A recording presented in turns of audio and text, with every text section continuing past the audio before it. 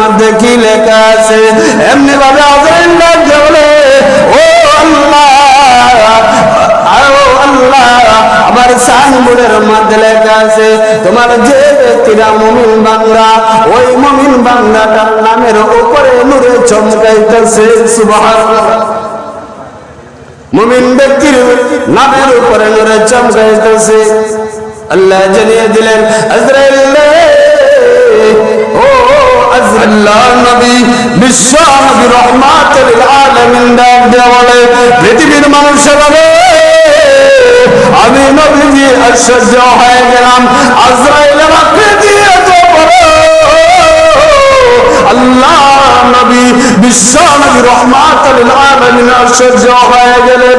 আল্লাহ নবী ডাক দিয়ে বলে, পৃথিবীর মানুষেরা রে, ওই আজরাইল এত বড় একজন আকৃতির মানুষ। ওই আজরাইলের মাথার মধ্যে যদি তামাম পৃথিবীর সাগরের পানি যদি ঢেলে দেওয়া হয়, এর পরেও আজরাইলের পানি, ওই মাথার পানি এক ফোঁটা জমিনের মধ্যে পড়বে না। আল্লাহ নবী বিশ্ব নবী রহমাতুল লিল আলামিন ডাক দিয়ে বলে, পৃথিবীর মানুষেরা দুই নম্বর সূরা দেখলাম। এক নম্বর সূরা হলো আজরাইলের আকৃতি আমি রাসূল নিজে দেখতে পারলাম। দুই নম্বর সূরা হলো আমি আজরাইলের আরেকটি সূরা আমি দেখতে পারলাম। ওই সূরাটা হলো আজরাইলের রুমের ভিতরে বা অফিসের ভিতরে একটা বিশাল আকারের একটা সাইনবোর্ড দেওয়া আছে। ওই সাইনবোর্ডের মধ্যে লেখা, অমুক গ্রামের অমুক বেটা, অমুক গ্রামের অমুক মহিলা, অমুক গ্রামের তার বাবার নাম সহ, তার নিজের নাম সহ, তার বাবার নাম সহ, অর্থাৎ তার দাদার নাম পর্যন্ত লেখা। আল্লাহ নবী ডাক দিয়ে বলে, আজরাইল ওই যে দেখে তোমার একটা সাইনবোর্ড, ওই সাইনবোর্ডের মধ্যে বাবা আদম থেকে নিয়ে এ পর্যন্ত যত উম্মত, যত নবী পয়গম্বর দুনিয়ার মধ্যে আগমন করেছে, সমস্ত মানুষের নাম কি আছে? আজরাইল ডাক দিয়ে বলে, আল্লাহর নবী গো, বাবা আদম থেকে নিয়ে আপনার শেষ নবী পর্যন্ত যত পয়গম্বর দুনিয়ার মধ্যে এসেছে, প্রত্যেকটা মানুষের নাম সহ, প্রত্যেকটা মানুষের নাম সহ, তার নিজের নাম, তার বাবার নাম, তার দাদার নাম পর্যন্ত লেখা আছে। একটা মানুষ যখন দুনিয়া থেকে যখন বিদায় হয়ে যায়, মেয়েরা ভালো খবরে দেখেন, একজন মানুষ যখন দুনিয়া থেকে বিদায় হয়ে যাবে, ওই মানুষটা যদি প্রকৃত মুমিন হয়ে থাকে, যখন প্রকৃত মুমিন হয়, তখন একটা মানুষের সাথে ৬০ জন আল্লাহর রহমতের ফেরেশতা থাকে। সর্বপ্রথম ফেরেশতা, যে ফেরেশতাদের মাধ্যমে ওই জমিনের মধ্যে হাঁটাহাঁটি চলাফেরা করেন, এক নাম্বার ফেরেশতা। দ্বিতীয় নম্বর ফেরেশতা, যে ফেরেশতা আপনাকে রিজিক এনে দেন।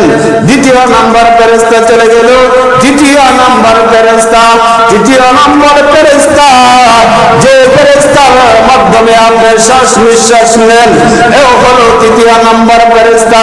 চতুর্থ নম্বর ফেরেশতা, যে ফেরেশতা আপনার চক্ষু দেখায়া, পথ দেখায়া দে, ওই ৪ জন ফেরেশতা।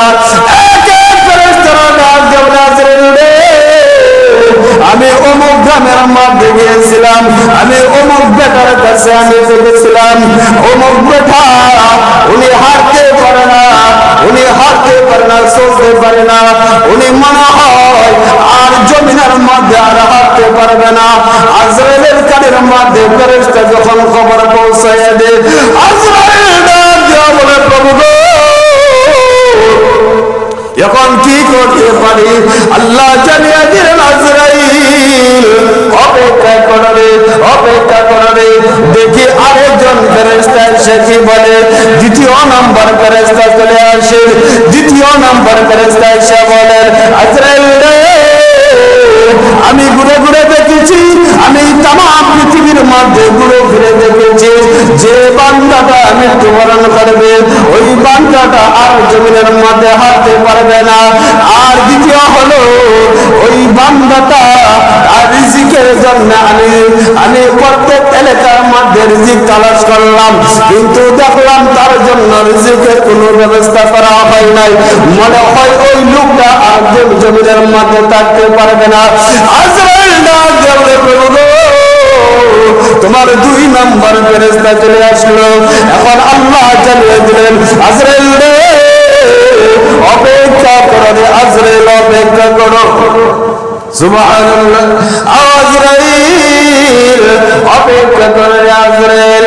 দেখি আরেক ফেরেশতা এসে বলে, 3য় নম্বর ফেরেশতা হাজির হয়ে গেলেন। 3য় নম্বর ফেরেশতা এসে বলেন, ও আজরাইল, আমি ঘুরে ঘুরে দেখেছি আজরাইল রে, তোমার বান্দার মুখের জবানগুলো বন্ধ হয়ে গেছে, সে কোনো কিছু পান করতে পারে না। মনে হয় এই বান্দাটা জমিনের মধ্যে থাকবে না। আজরাইল ডাক দিয়ে বলে, প্রভু গো, যখন আমাকে অনুমতি দেন ওই লোকটাকে আগানোর জন্য। আল্লাহ জানিয়ে দিলেন, আজরাইল রে অপেক্ষা করো রে, আজরাইল অপেক্ষা করো। দেখি আমার 4 নম্বর ফেরেশতা এখন কি বলে। এবার 4 নম্বর ফেরেশতা আল্লাহ নবী বিশ্ব নবী রাহমাতুল আলামিন, উনি সব কিছু জানেন, কিন্তু 4 নম্বর ফেরেশতা আজরাইলের কাছে গিয়ে বলে, আজরাইল রে, আমি চতুর্দিকে ঘুরে ফিরে দেখেছি, তার এলাকার মধ্যে ঘুরে ফিরে দেখেছি, তার সংসারের মধ্যে আত্মীয় স্বজন, ওই আত্মীয় স্বজন একজন মুমিন বান্দার চেহারার দিকে তাকিয়ে আছে, কিন্তু ওই ব্যক্তিরা, যে ব্যক্তিরা সাকরাত অবস্থায়, যে প্রকৃত মুমিনটা দুনিয়া থেকে বিদায় হয়ে যাবে, ওই ব্যক্তিরা তার আত্মীয় স্বজনকে ছায়া দেখতে পারে না। মনে হয় আর জমিনের মধ্যে সে থাকতে পারবে না। আজরাইল ডাক দিয়ে বলে, ও প্রভু, আমাকে আপনি পারমিশন দেন যাওয়ার জন্য। আজরাইল আলাইহিস সালাতু ওয়াস সালাম বলে, প্রভু গো, যখন দেখা যায় যে আমার অফিসের ভিতরে একটা সাইনবোর্ড দেওয়া আছে, ওই সাইনবোর্ডের মধ্যে 2 প্রকারের মানুষ আছে। সুবহানাল্লাহ। ওই সাইনবোর্ডের মধ্যে 2 প্রকারের মানুষের নাম লেখা আছে। 1 নাম্বার হলো মুমিন ব্যক্তির নাম, 2য় নাম্বার হলো বদকার ব্যক্তির নাম। আজরাইল ডাক দিয়ে বলে, ও নবী, আপনি আমাকে পারমিশন দেন প্রভু গো। আল্লাহ জানিয়ে দিলেন, আজরাইল রে, এখন তোমার সাইনবোর্ডের মধ্যে কি লেখা আছে? এমনি ভাবে আজরাইল ডাক দিয়ে বলে, ও আল্লাহ, আমার সাইনবোর্ডের মধ্যে লেখা আছে, তোমার যে ব্যক্তিরা মুমিন বান্দা, ওই মুমিন বান্দাটার নামের উপরে নূরে চমকাইতেছে। সুবহানাল্লাহ। মুমিন ব্যক্তির নামের উপরে নূরে চমকাইতেছে। আল্লাহ জানিয়ে দিলেন, আজরাইল রে, ও আজরাইল, আমার 2য় নাম্বার ব্যক্তিরা লক্ষ্য করে দেখো। আজরাইল ডাক দিয়ে বলে, ও প্রভু গো, আমি ঘুরে ঘুরে দেখেছি, বারবার দেখেছি, তোমার একজন মুমিন বান্দার নামের মধ্যে নূরে চমকাইতেছে। 2য় নাম্বার তোমার বান্দা, তার নামের উপরে একটা কালো দাগ দেখা যায়, কালো চিহ্ন তো দেখা যায়। আজরাইল ডাক দিয়ে বলে, ও প্রভু, আমাকে আপনি পারমিশন দেয়া দেন প্রভু গো। আল্লাহর পারমিশন পাইয়া হযরত আজরাইল আলাইহিস সালাতু ওয়াস সালাম উনি চলে আসলেন। আজরাইল আলাইহিস সালাতু ওয়াস সালাম চলে আসার পরে প্রকৃত মুমিন বান্দার জান যখন নিয়ে যাবে, প্রকৃত মুমিন বান্দার রূহ যখন নিয়ে যাবে, এমনি ভাবে আজরাইল এসে বলে, ও মুমিন বান্দা, আল্লাহ তোমাকে সালাম দিয়েছে। আল্লাহ রাব্বুল আলামিন বলেন, সালামুন কাওলাম মির রাব্বির রহিম।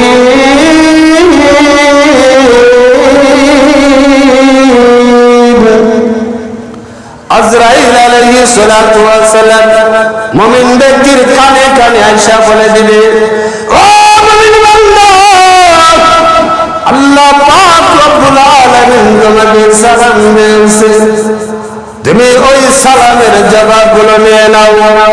এবার মুমিন বান্দা হাসি খুশি থাকবে, মুমিন বান্দার চেহারা নূরে চমকাইতে থাকবে। কেন চমকাইতে থাকবে? মহান আল্লাহ দুনিয়াতে আজরাইলের মাধ্যমে তাকে সালাম পাঠিয়েছেন। আল্লাহ পাক রব্বুল আলামিন ডাক দিয়ে বলে, ও আজরাইল, আমার মুমিন বান্দাকে তুমি আমার সালামটা দিয়ে দাও। সালামুন কাওলাম মির রাব্বির রহিম। আমি আল্লাহ তাকে নিজে সালাম দিয়ে দিলাম। সুবহানাল্লাহ। যখন আজরাইল মুমিন বান্দার কানে কানে বলে দিবে, ও মুমিন বান্দা, আল্লাহ তোমাকে সালাম দিয়েছে। মুমিন বান্দা সালামের উত্তর নেবেন। তখন মুমিন বান্দার জান কিভাবে দেওয়া হবে? আল্লাহ রাব্বুল আলামিন জানিয়ে দিলেন, আজরাইল রে, আমার মুমিন বান্দার রূহ যখন বাইর করবে, ও আজরাইল, আমার মুমিন বান্দার রূহ যখন বাইর করবে রে আজরাইল, তখন আমার মুমিন বান্দার রূহ, আমার মুমিন বান্দার যেভাবে কষ্ট না হয় সেইভাবে আমার মুমিন বান্দার রূহ টানিয়ে আসবে। এবার মুমিন বান্দার রূহ যখন নেওয়া হবে, তখন মুমিন বান্দা ডাউনি মুসকে হাসি দিলেন। কেন মুসকে হাসি দিলেন? কিতাবের মধ্যে লেখেন, একজন মুমিন ব্যক্তির রূহ যখন আল্লাহ আজরাইলের মাধ্যমে যখন নেবেন, আজরাইল আলাইহিস সালাতু ওয়াস সালাম এসে বলবেন, ও মুমিন বান্দা, আল্লাহ তোমাকে সালাম দিয়েছে আর বলেছে তোমাকে নেওয়ার জন্য। যখন মুমিন বান্দা, ভাই লক্ষ্য করে দেখেন, যদি মুমিন বান্দা হয়ে থাকে তাহলে মৃত্যুর সময় তার কষ্ট কিন্তু হবে না, সে তার পাইবে না। আর যদি মুমিন বান্দা না হয় তাহলে আজরাইলে 12টা বাজায় নিয়ে যাইব, কেমন কষ্ট হইব। আজরাইল আলাইহিস সালাতু ওয়াস সালাম বলে, ও প্রভু, আমাকে পারমিশন দেন আপনার মুমিন বান্দার রূহ নেওয়ার জন্য। আল্লাহ রাব্বুল আলামিন তখন বলবেন, আজরাইল রে, আমার মুমিন বান্দার রূহ তুমি নিয়ে আসবে, কিন্তু যখন আমার মুমিন বান্দার রূহ নিয়ে আসবে তখন আমার মুমিন বান্দা যেন কষ্ট না পায়। সুবহানাল্লাহ। আজরাইল যখন আমার মুমিন বান্দার রূহ যখন নিয়ে আসবে, সাবধান, আমার মুমিন বান্দার যেন কষ্ট না হয়। আজরাইল ডাকতে বলে, আল্লাহ, এই কি আমাকে আপনি পারমিশন দিলেন? আমি মালাকুল মউত আজরাইল, আমি আজরাইল যার রূহ নিয়ে আসি তো কষ্ট দিয়ে নিয়ে আসি, কিন্তু আপনার মুমিন বান্দার রূহটা কষ্ট দিয়ে নিয়ে আসবো। আল্লাহ ডাকতে বলে, আজরাইল রে, সাবধান রে আজরাইল, সাবধান, আমার মুমিন বান্দার যেন কষ্ট না হয়। আল্লাহ জানিয়ে দিলেন, ও আজরাইল, আমার মুমিন বান্দার রূহ যখন নিয়ে আসবে তখন আমার মুমিন বান্দার সামনে জান্নাত ধরে দিয়ে দিবে। সুবহানাল্লাহ। যখন মুমিন বান্দার সামনে যখন জান্নাত যখন ধরে দিবে, মুমিন বান্দাটা লক্ষ্য করে দেখবে আর বলবে, প্রভু গো, আল্লাহ দুনিয়ার বাড়ি এটা আমার না, আল্লাহ দুনিয়ার মধ্যে জায়গা জমিদার মধ্যে আমি এই বিশাল সুন্দর বাড়ি আমি করতে পারি নাই, আল্লাহ ওই বাড়িটা কোন জায়গার মধ্যে? আল্লাহ জানিয়ে দিলেন, ও প্রকৃত মুমিন, দুনিয়ার মধ্যে তোমার ভালো আমল ছিল, দুনিয়ার মধ্যে তোমার ভালো আমল ছিল, তোমার আমল অত্যন্ত ভালো ছিল, তোমার আমল ভালো টাকার দৌলতে আমি আল্লাহ তোমার সামনে জান্নাত ধরে দিলাম। আজরাইল যখন তোমাকে তোমার রূহটা যখন নিয়ে যাবে তখন তোমার যেন কষ্ট না হয়, ওই কারণে আমি আল্লাহ তোমার সামনে জান্নাত ধরে দিয়ে দিলাম। আল্লাহ জানিয়ে দিলেন, ও মালাকুল মউত আজরাইল, আমার মুমিন বান্দার রূহ যখন কবজ করবে, সাবধান আমার মুমিন বান্দা যেন কষ্ট না পায়। আজরাইল আল্লাহর আদেশ পাইয়া আজরাইল মুমিন বান্দার রূহ নেওয়ার মধ্যে যখন আসলেন, তখন ভয়ে চমকাইতে কাঁপা শুরু করলেন। আল্লাহ কি পারমিশন দিলেন? ও আল্লাহ কি পারমিশন দিলেন? আপনার মুমিন বান্দা কিন্তু কষ্ট দেয়। আল্লাহ বলে, ও আজরাইল সাবধান, আজরাইল সাবধান, আমার মুমিন বান্দাটা দুনিয়ার মধ্যে ভালো আমল করেছে, সাবধান, তাকে কষ্ট দেওয়া যাবে না। সুবহানাল্লাহ বলেন। আজরাইল ডাক দিয়া বলে, আল্লাহ গো, মুমিন বান্দার রূহটা নিব, ঠিক আছে, তাকে কষ্ট দেব না, তার সামনে জান্নাত ধরে দিব, সে জান্নাতের দিকে তাকায় থাকবে, আর আমি আজরাইল তার রূহটা নিয়ে আসবো, সে কইতে পারবে না, তার পাইবে না। তাহলে এই যে রূহটা নিছে, কষ্ট পাইছিনি? মুমিন বান্দার রূহ যখন আজরাইলে নিবে, তখন মুমিন বান্দা কিন্তু তার পাইবে না। আর আমল নাই, বদ আমল, আমল করে না, নামাজ পড়ে না, রোজা রাখে না, হজ করে না, কিন্তু যাকাত দেওয়ার মালিক, এরপরও যাকাত দেয় না, এমন সমস্ত মানুষের রূহ যখন আজরাইল নেবে, কিতাবের মধ্যে রেখে আজরাইল আলাইহিস সালাতু ওয়াস সালাম যখন এই বদকারের সামনে যখন চলে আসবে, পায়ের নখ থেকে নিয়ে আঘাত করতে করতে হাতে পর্যন্ত আজরাইল চলে আসবে, আর চিৎকার করে ডাকতে শুরু করবে। বাবাকে ডাকবে, বাবা কষ্ট শুনবে না, বড় ভাইকে ডাক দিয়ে দিবে, বড় ভাই তার মৃত্যুর কষ্টটা, যন্ত্রণা বুঝতে পারবে না। এবার তার বোনকে ডাক দিবে, বোনও কিন্তু কষ্টটা বুঝতে পারবে না। এবার তার বাবাকে ডাক দিয়ে দিবে, ও বাবা, এই কেমন কষ্ট হইতেছে বাবা গো, কিন্তু এই মৃত্যুর কষ্টটা বাবা তো বলতে পারবেনি। যে মৃত্যুবরণ করে সে জানে মৃত্যুর যন্ত্রণা, কষ্ট কত। কিতাবের মধ্যে রেখে আজরাইল আলাইহিস সালাতু ওয়াস সালাম তার নখ থেকে নিয়ে আস্তে আস্তে আঘাত করতে করতে হাঁটু পর্যন্ত চলে আসবে, হাঁটু থেকে নিয়ে আস্তে আস্তে আঘাত করতে করতে তার কোমর পর্যন্ত চলে আসবে, কোমর থেকে নিয়ে আঘাত করতে করতে তার বুক পর্যন্ত নিয়ে আসবে। আল্লাহ, এখন তোমার বদকার বান্দাকে কি করব?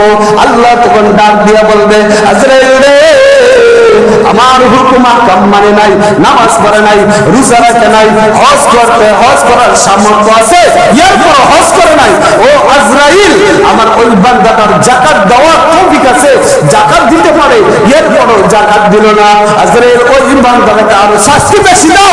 আজরাইল আলাইহিস সালাতু ওয়াস সালাম আরো ওই বান্দাটাকে শাস্তি দিবে, শাস্তি এমন ভাবে শাস্তি দিবে, আজরাইল আলাইহিস সালাতু ওয়াস সালাম ওই বদকার বান্দাটার রূহটা এমন ভাবে কবজ করে নিবে,